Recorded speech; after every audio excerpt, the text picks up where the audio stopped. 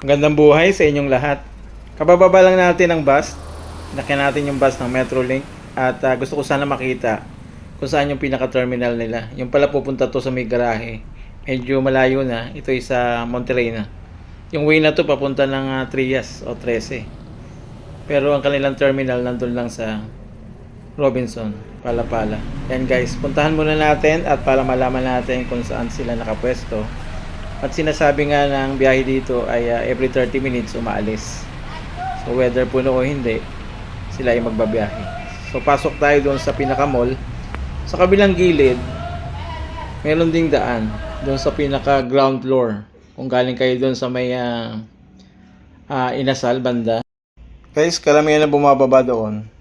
So may tagiliran na yun. Yung mga galing ng 13, Trias.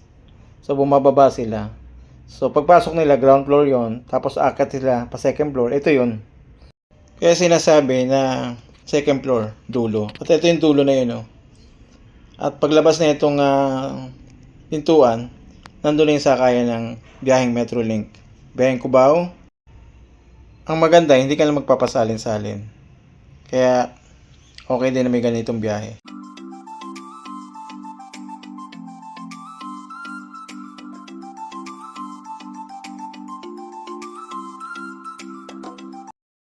Guys, ito na yung ating sasakyan. Natatanaw na natin. Ito yung biyaheng Dasmariñas hanggang Cubao. Pero nadaan din siya ng Alabang. So guys, tayo lang tayo ng konti kasi mga ilang minuto pa lang bago umalis.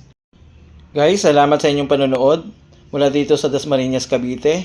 Ito si Ariel Nicolas nagsasabi sa inyo, purihin ang Panginoon. Ingat po tayo palagi.